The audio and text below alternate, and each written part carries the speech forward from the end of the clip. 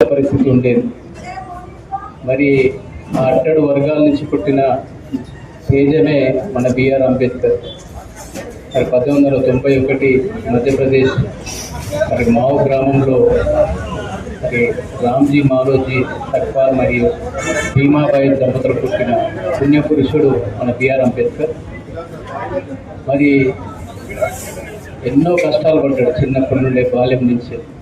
మరి ఆ రోజుల్లో మెట్రికులేషన్ పూర్తి చేసిన దళిత అతి కొద్ది మంది వ్యక్తులు మన బిఆర్ అంబేద్కర్. ఆ రోజు చాలా గొప్ప విషయం మెట్రికులేషన్ పాస్ అవ్వడం. అట్లాంటి వ్యక్తి మరి మధ్యప్రదేశ్ సంస్థానం నుంచి స్కాలర్షిప్ మీద పై చదువులకు కొలంబియా యూనివర్సిటీకి పోయి మరి ఫస్ట్ ముంబైలో డిగ్రీ పూర్తి చేసి అదేవిధంగా కొలంబియా యూనివర్సిటీ నుంచి మరి పీజీ పిహెచ్డి పొంది లండన్ స్కూల్ ఆఫ్ ఎకనామిక్స్ నుంచి మరి డాక్టరేట్ పొంది మళ్ళీ వచ్చి మధ్యప్రదేశ్ సంస్థానంలో ఒక రక్షణ శాఖలో పనిచేస్తుంటే అక్కడ కూడా చేతికారాలి. ఒక ఐఆర్ అఫీషియల్ నుండి కూడా కింది స్థాయి ఉద్యోగులు కూడా ఆయన మీదకి ఫైల్ టేబుల్ మీదకి ఫైల్ విసిరేసిన దుస్థితి. మరి ఇట్లాంటి అంటరానితనాన్ని ఆ రోజున్న సంస్థాన అధ్యక్షునికి చెప్పిన ఆయన కూడా ఏం చేయలేని పరిస్థితి ఉంటే దాన్ని కూడా వదిలిపెట్టుకొని మరి ముంబైలో కన్సల్టెంట్గా మరి జీవితాన్ని ప్రారంభించి ట్యూషన్ చెప్పి మరి రాజ్యాంగంలో తొలి న్యాయశాఖ మంత్రిగా ఈ ప్రపంచంలో కనుక అత్యధిక విగ్రహాలు ఉన్నాయంటే ఒక బిఆర్ అంబేద్కర్కి. అది 1990లో ఆయనకు ప్రభుత్వం లేటుగా అయినా ఆయన 1856 డిసెంబర్ 6న చనిపోయాడు.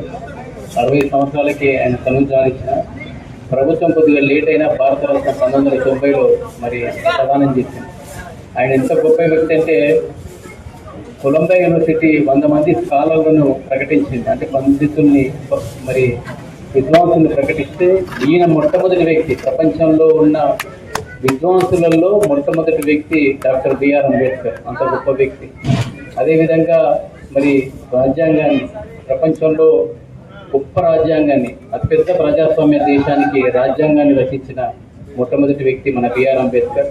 మరి దళితుడు అనుకునే వ్యక్తి ఈ దేశ తలరాతను రాసిందనే మనం అందరం గమనించాలి.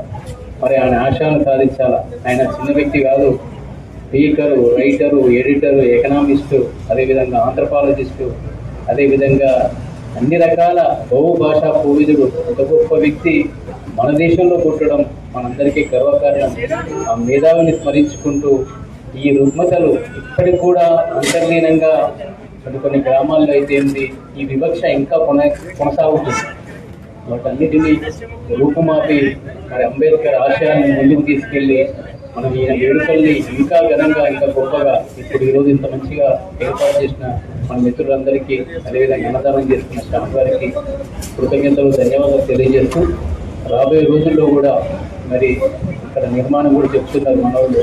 ఇక్కడ గ్రంథాలయం ఏర్పడాలా, మరి అదేవిధంగా బిల్డింగ్ కట్టాలా, అంబేద్కర్ విగ్రహాన్ని, ఆయన గొప్ప వ్యక్తిత్వాన్ని మరింత ఉన్నతంగా పైకి తీసుకెళ్లాలి, పెద్ద విగ్రహాన్ని ఏర్పాటు చేయాలంటే తప్పకుండా ప్రభుత్వ పరంగా మరి పెద్దలు ఎంతవరకు పనిచేస్తే అంతవరకు, అదేవిధంగా మనం అందరం కలిసికట్టుగా ఈ నిర్మాణాన్ని, ఒక గ్రంథాలయాన్ని, ఒక రూమును ఏర్పాటు చేసుకొని ఆయన ఆశయాలను ముందుకు తీసుకెళ్ళాలని తెలియజేసుకుంటూ నాకు అవకాశం ఇచ్చిన పెద్దలందరికీ పేరు పేరున నమస్కారం తెలియజేస్తూ